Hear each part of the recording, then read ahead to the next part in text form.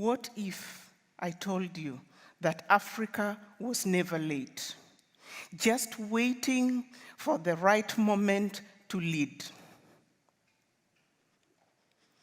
In November 1989, I left Kenya for Europe. A few days later, I watched the fall of the Berlin Wall. As it crumbled, something profound came to mind. No wall, ideological or economic, lasts forever. For centuries, Africa's development was defined by external powers.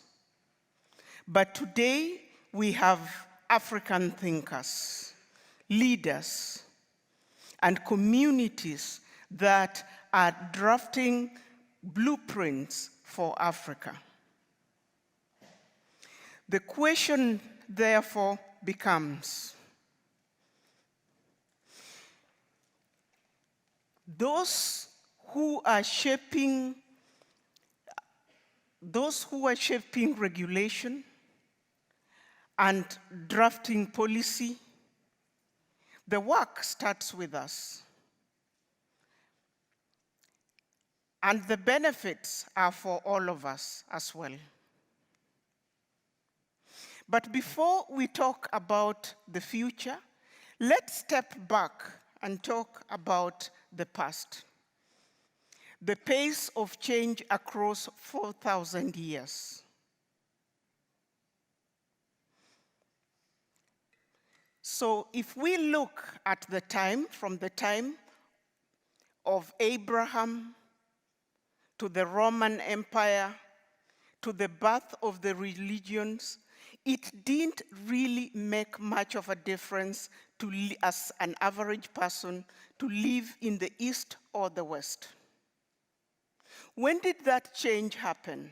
The disruption came with the first industrial revolution. And to us, Africans, this is important because it gives us an opportunity to recognize that for the first time, we can shape our own future. But why this time? It's because Africa missed the first 3 industrial revolutions. This is not a blame, but it's an acknowledgement of history and a commitment to the future. During the first, we were dealing, which coincides with the advent of steam engines, we were dealing with slavery. And during the second, which coincides with the advent of electricity, we were under colonization. And during the third, which was marked by information technology, we were dealing with nation building. For centuries, Africa remained on the receiving end. But our minerals powered global economies. Our labor contributed to global economies as well. Our borders drawn by external forces. But it's important to note that even all this was going on, Africa was not passive. Africans were not passive. We were foundational. And now where are we in the era of the fourth industrial revolution?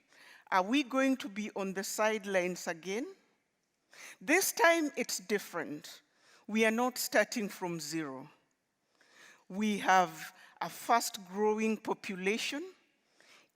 If you look at Africa's population today, it stands at about 1.4 billion people. In less than 30 years' time, the population is going to double. And our youth population is also growing very quickly, which makes us the youngest continent. But we don't only have this population. We also have critical minerals which are fueling the technological industries around the world. But apart from having those minerals as well, for the first time, we have various blueprints that can help us harness technology to develop Africa in this era. But when we think about developing Africa and technology, there's a technology that comes to mind, which came out of necessity, called M-Pesa, a mobile money transfer. At the time that it was introduced, about only 27% of the population had access to formal banking. 5 years later, over 66% of the population was banked. And right now, 86% of adults in Kenya have access to formal banking systems, mainly thanks to mobile money. But which lessons can we learn from M-Pesa, which we can apply to the fourth industrial revolution? And it's important to take into account how M-Pesa was created. It was started by a small team of thinkers, engineers, policy people, businessmen that came together and made that deliberate decision irrespective of having limited resources. Let's call them the M-Pesa 10. This was the group that was able to forge meaningful partnerships, find adequate funding, come up with a simple technology that understood the context and transformed the society. M-Pesa is able to contribute 2% to our GDP, and yet it's considered as a frugal technology. Now, what if we had 10 M-Pesa groups all across the continents working around AI in areas of education, healthcare, agriculture, and trade as well? Surely we would get faster to where we want to get to. But I know it's easy to think when I stand before you and I talk about AI, that how can I even talk about AI? Africa has a lot of challenges, infrastructural challenges. We struggle to access electricity, we struggle to get piped water.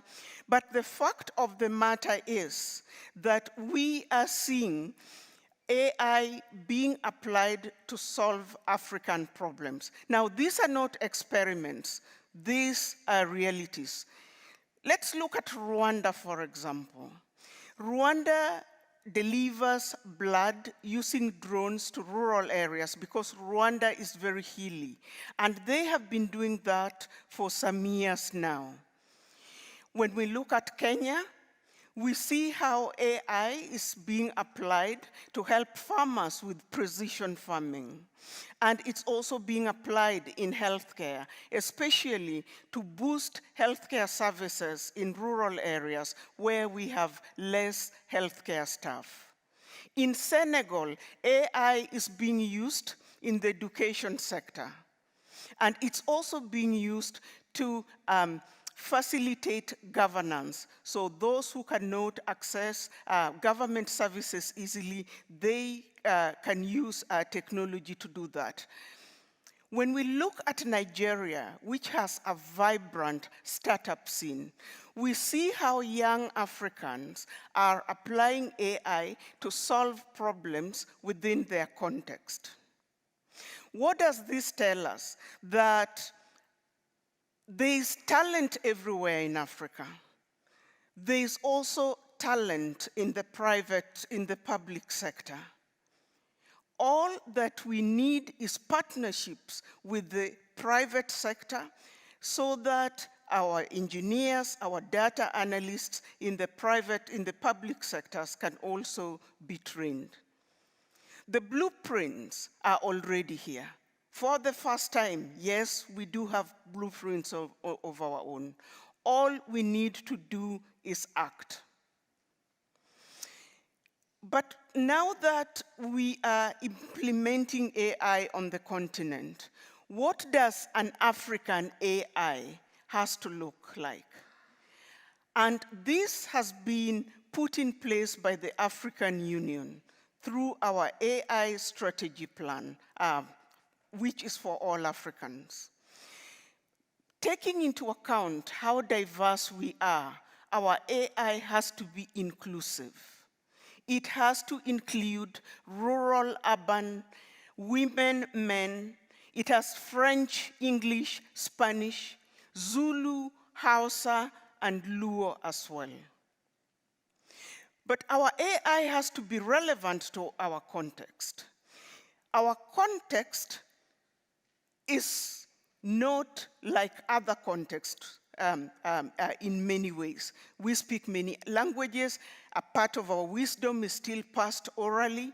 So when we are thinking about applying AI from outside in Africa, they fail to capture those nuances. So we need to get Africans to come to that space and own it. And it's heartwarming to see that even though AI in Africa, it's still in its very early days, we are starting to see really interesting models of AI in African languages, which is giving a lot of hope to make that accessible to many people as possible. But an African AI must also bring benefits. If we are contributing in generating the data, we must also share in the value. And we need an AI that also safeguards rights and that we own. So we just don't have we shouldn't just use it, but we should also own it. Because for a very long time, Africa has consumed what it doesn't produce and produced what it doesn't consume. But we have AI, we have blueprints. Now, how do we reposition Africa in the global market?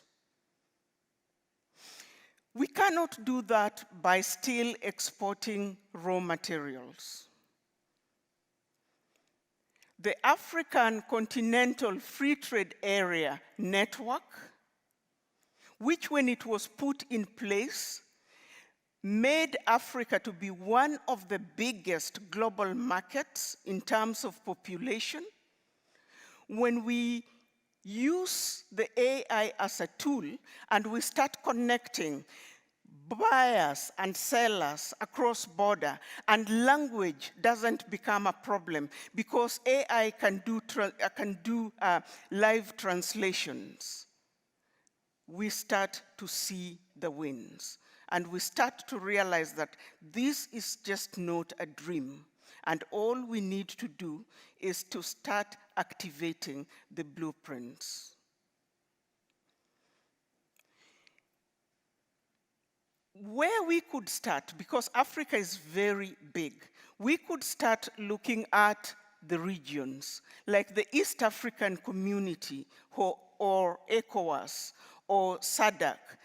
And we start connecting each region with the countries that are there. And we have a digital strategy plan where we bring more people to use the internet. And we also promote digital literacy.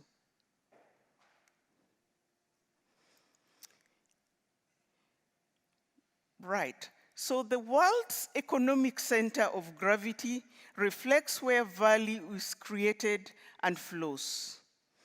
Over the past 2,000 years, it has straddled somewhere between China and India.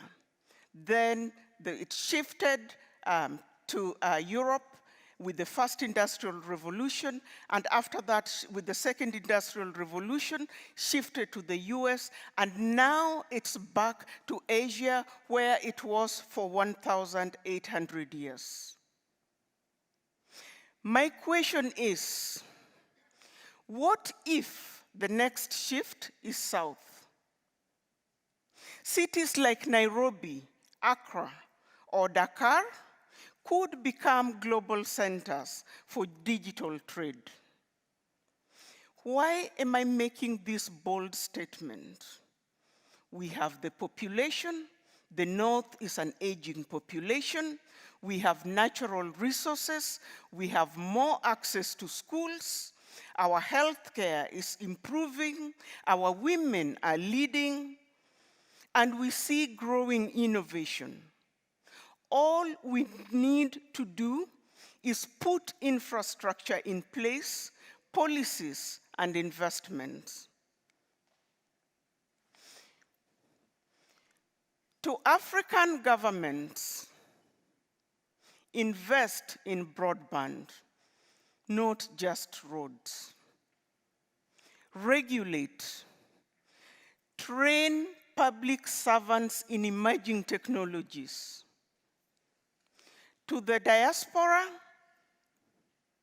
we have been doing great work by sending remittances and supporting families and communities, but we can also remit knowledge, mentor, teach. Now, how about global partners? You are welcome. Bring equity, co-create with us to help make this Africa century.